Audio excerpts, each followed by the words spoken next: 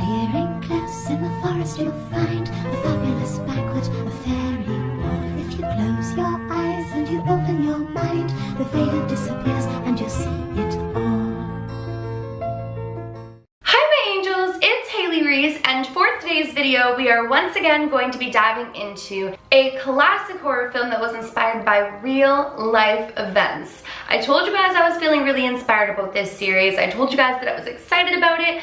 And for today's video, we are going to be diving into Poltergeist, which, as you guys know, was remade in 2015, but it's been a classic film for as long as I can remember and as long as I was born.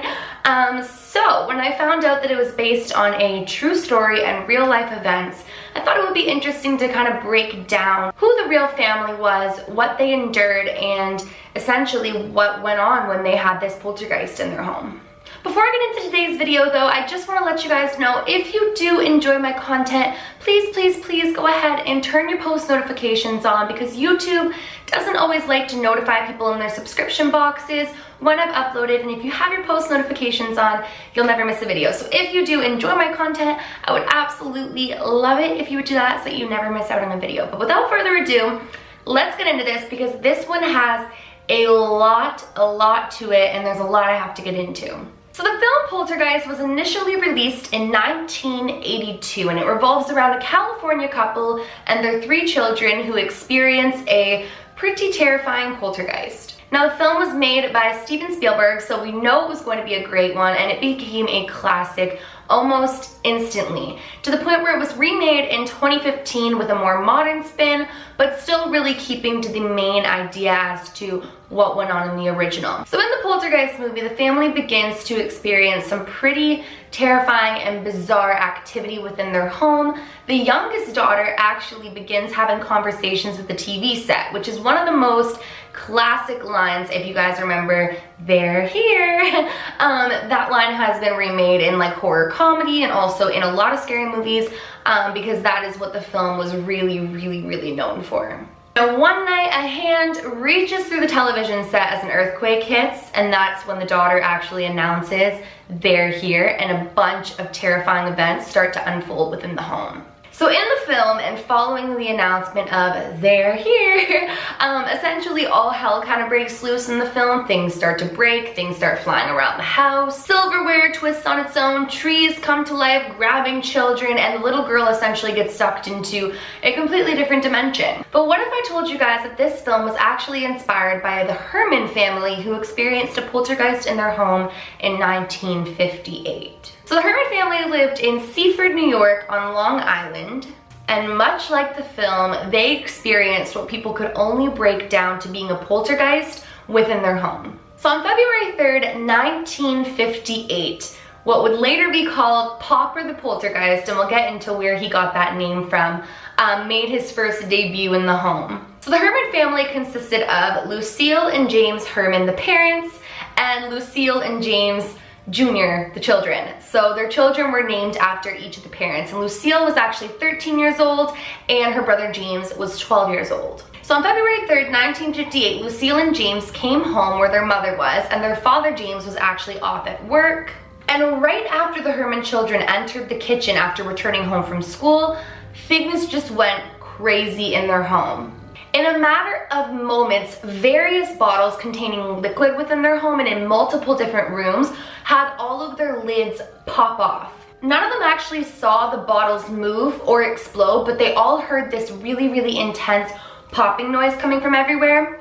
And then they saw the fluids kind of escaping the bottles. So they realized that all of these different bottles from multiple bedrooms throughout the house popped off their lids. If you guys are getting the drift, that's where Popper comes from, because this is the poltergeist's favorite trick, so to speak, is just popping off the lids of everything with liquid within their home. So this repeated for days, and eventually James Herrmann, the father, actually witnessed it for himself. But when this kept happening, they actually started to believe that it could be their son, James Herrmann, because he was like a science lover and he really loved like scientific experiments and things like that. So they thought that perhaps James Herrmann was actually putting like some sort of scientific like, what would it be, a scientific mixture to make all of the lids pop off on things to scare the family. So James Herrmann, the father, actually began observing his son, like, secretly. Like, he was watching his son all the time to see when and if he was doing these little science experiments.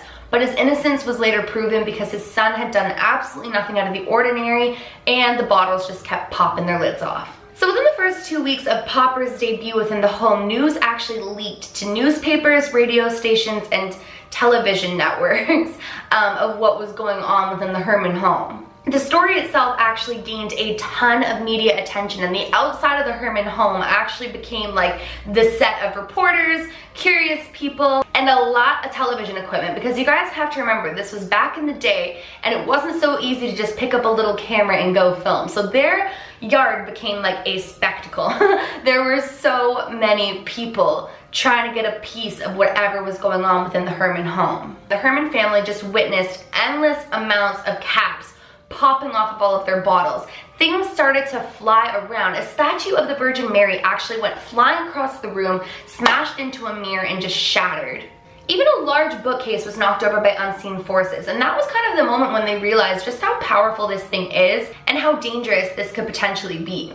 So the Herrmanns ended up calling the police after this event because they were actually completely terrified as to what was going on. And unfortunately, much like a lot of different paranormal cases we've explored, the police were unable to do anything. And one of the police officers was actually nearly hit by an airborne globe. So they did believe what was going on. They witnessed it with their own eyes, but they were unable to do anything because it wasn't anything that was within the police force's capabilities. I mean, this is a poltergeist. This is things flying around a home. What do you really want the police to do? Arrest the poltergeist? So that was a dead end for them. In kind of an act of desperation, they contacted Father William McLeod of the Church of St. William the Abbot for help. As they were really, really avid Catholics, they thought that if there was nothing else that they could do, if the police couldn't help, if time wasn't letting it pass, they believed at the very least, perhaps the church would be able to help them out.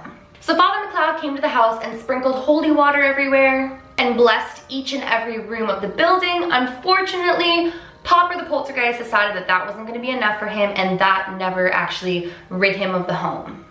It didn't upset him further. The activity stayed the same. I mean, it was very aggressive to begin with. There was a lot of things going on each and every day, things flying everywhere. Like I said, bookshelves knocking over and lids popping off. But it didn't actually get any worse. So it wasn't as though this was evil or malicious. It was just a very, very active poltergeist. So many doctors and scientists and reporters alike came through this home to really try to figure out what was going on.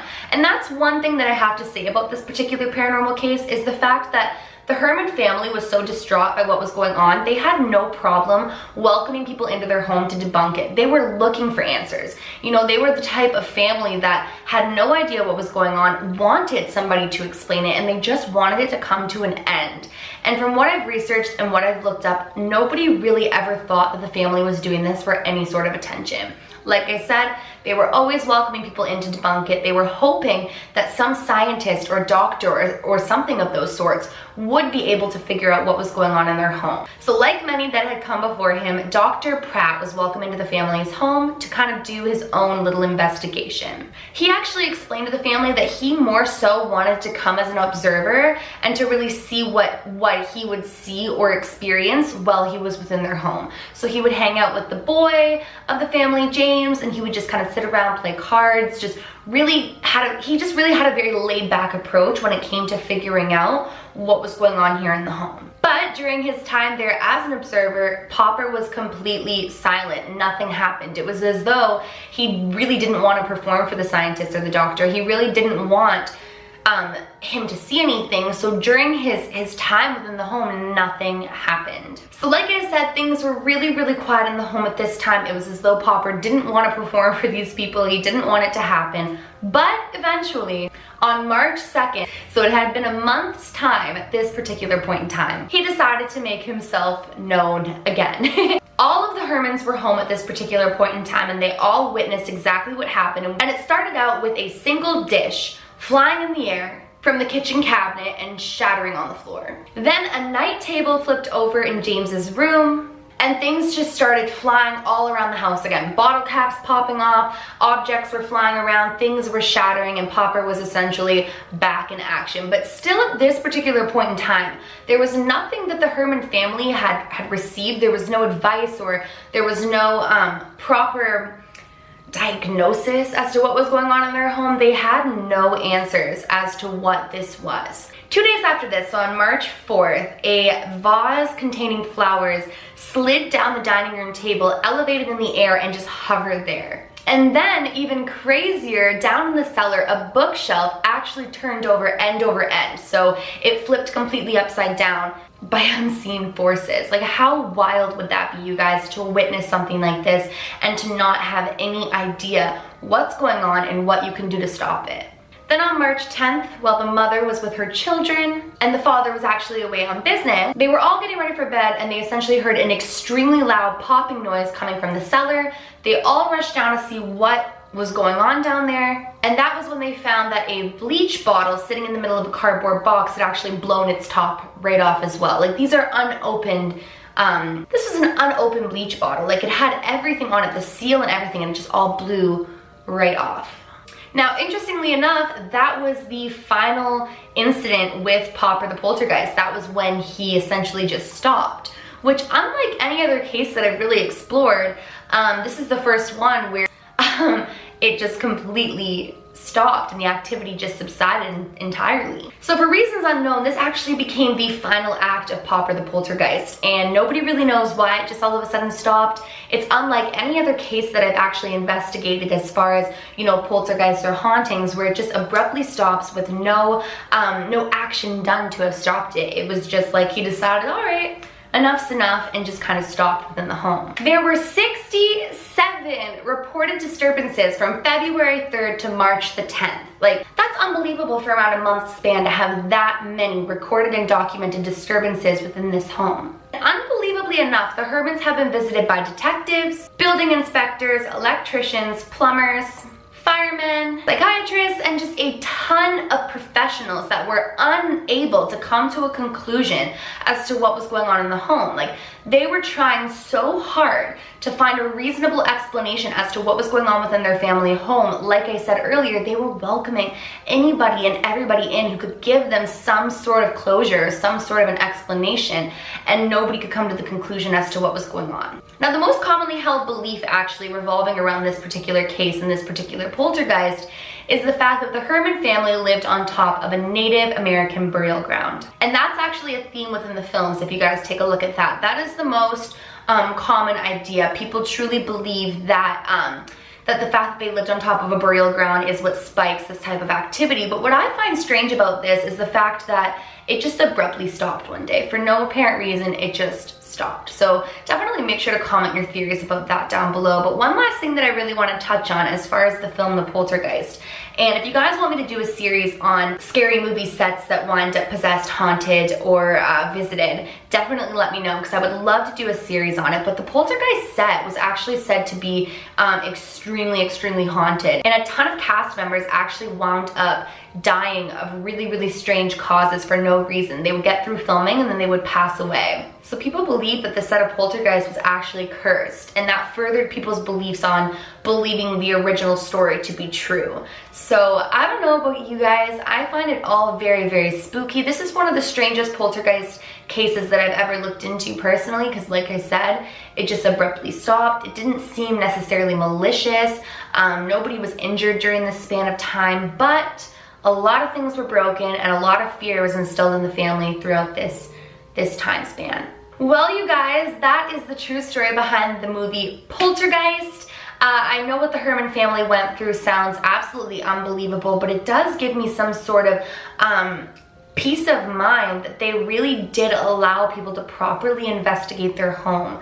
They allowed people to come in and to debunk it. And a lot of people that went in and spoke with the family was actually put on record saying that the fear that the family had seemed unlike any other, and they truly didn't believe that the family was making it up. So definitely let me know in the comments below what you guys think of this film, and that is it for today's video. If you guys are new to my channel, or you are just not yet subscribed but you do enjoy my content, I would love it if you would go ahead and click that subscribe button and turn your post notifications on, and please give this video a big thumbs up if you did enjoy it, because it makes my heart super, super, super happy when you guys do that. So please do that. Remember, my loves, do all things with kindness, and until next time, I love you.